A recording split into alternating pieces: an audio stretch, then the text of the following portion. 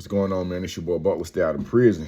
Freedom is a choice. Make the right decision. So, Butler versus Goatman. So, let's paint the scene. So I'm at Hayes State Prison. I'm at Hayes State Prison. I'm up the hill on the fast track. I'm not down the hill because around about this time, like in 96, 97, I think there was a riot at Hayes, which was horrific to say the least. So I'm up the hill. I'm at Hayes, and I'm chain ganging a little bit. By that, what I mean is this. So at this particular time in the Georgia Department of Corrections, there are several ways you can do your time. I'm learning that you cannot depend solely on the people that's sending you money from home. So with me, I'm gonna figure something out. I did not steal. I was not stealing. I was not a thief at Hayes State Prison. I had not participated. It had not crossed my mind because I understood some of the examples that had been made. And I was like, that ain't what's going. I'm a better hustler than I am a thief. Although some people think thieving is a hustle. Okay, so nevertheless, at this particular time in the Georgia Department of Corrections, stamps are money. That's crazy because it's worlds away because now money is money. And they got cash, and they got Cash App, and they got Apple Pay, and they got Zelle, and they got all that. But at this particular time, stamps was money. So if you can get stamps, you can eat. This was the easiest form of transporting certain things. Mind you, if you had stamps, bro, you can go somewhere and not have nothing, and you would sell those stamps because in regards to communication, that's how people communicated. You had to write letters. No text messages, no phone calls, no none of that. So mail call was a big thing, and stamps was legal tender to one degree or another. So up the hill at Hayes, there were a number of things taking place. One of the things was, this is where the boot camp was. Now, boot camp, shouts out to Lewis, bro. I saw Lewis at boot camp. White boy Lewis. I ain't gonna say white boy Lewis. That's my brother Lewis. He good people in real life. All right, so I'm hustling.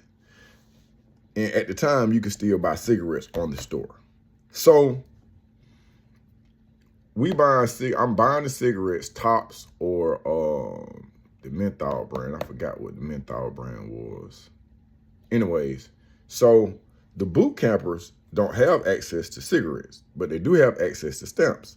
And during chow call, you could holler at them out the window because it's only one chow call. You got to come to this chow call. So I'm out the window. I'm selling cigarettes. I'm not the only one that's selling cigarettes, but I got the trap banking because as you trying to sell your cigarettes, I might try to buy your cigarettes, and I'm finagling. I'm figuring out a way. So now,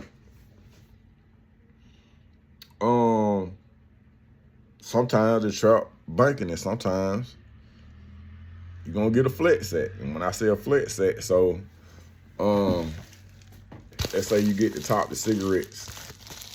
You don't know what's going on. I got them wrapped up. You got the stamps. Damn. But you can't check it and see if there's no tobacco in them.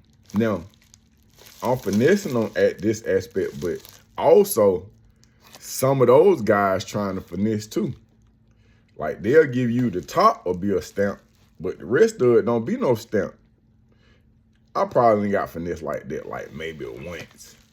But I bought the fuckery to the table. I'm just gonna say that. So I'm gonna trap regardless, whether if I got tobacco or not, cause these people rotating. They got 90-day boot camp. All y'all ain't gonna make it. Some of y'all gonna get kicked out. Some of y'all gonna go home. Some of y'all gonna be over here with us, cause you just too real. So nevertheless, trap bunking, and I end up selling some to a young man who was related to somebody in the dorm. So I guess they call themselves, coming to check the situation. So It was this dude by the name of Goatman. I think Goatman was from Greene County. So Goatman, he approached me. He approached me, man, and we got to chunking.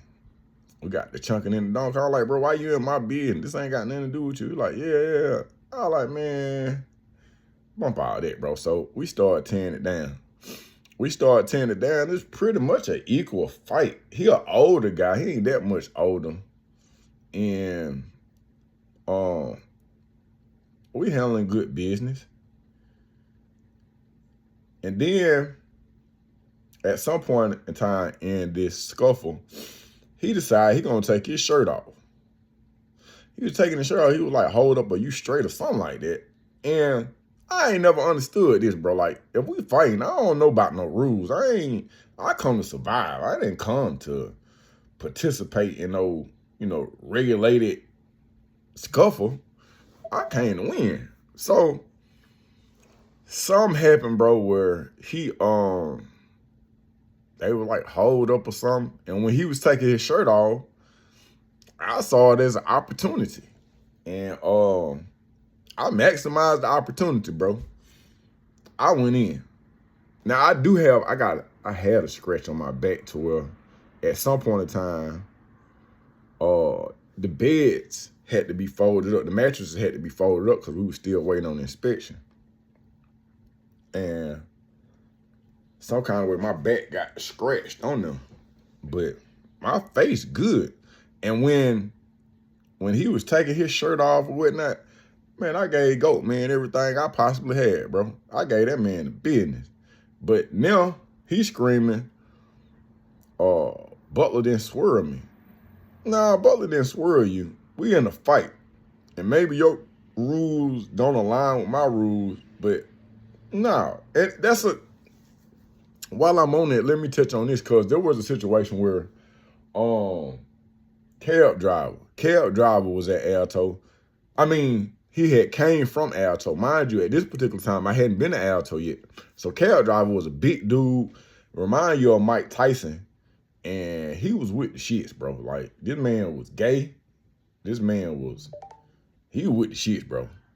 So, long story short, cab driver used to threaten certain people and lay the boot down. Bro, I ain't trying to fuck with you like that, bro. It's gonna be a whole nother ball game. And so you have a situation where he got into it with one of the shouters. He got into it with Sean, and Sean got the upper hand on him. Then they went back in the shower. Cab driver he got the bro. Him and Sean got into it, and Sean boo-booed on himself. All right. So then when he boo-booed on himself, it just was a different ball game, because I had never seen it in my life. I had never seen it. And it put me on guard with cab driver. So what I told myself is, because Sean extension was a tad bit longer than mine. I'm 6'3". Sean like 6'4", 6'5". And what took place was, bro, that man hit shouting, man doo-dooed on himself. So in my mind, bro, I'm like, nope. Anytime cab driver started talking, bro, I grabbed my lock, put it in my sock, put it in my hand. He said, every time somebody say something to you, Butler, this is what cab driver say to me. Every time somebody say something to you, you always grab that lock. You hit me with that lock, you're going to get some more time. Well, cab driver, I'm just going to get some more time. Because you give me the heebie-jeebies, my boy. And I ain't sitting here going back and forth with you. I come to survive. I come to win. And it's just that simple. One more story. No, we'll say that. So yeah, this is the Goatman versus Butler. Stay out of prison. Freedom is a choice. Make the right decision. I'm out.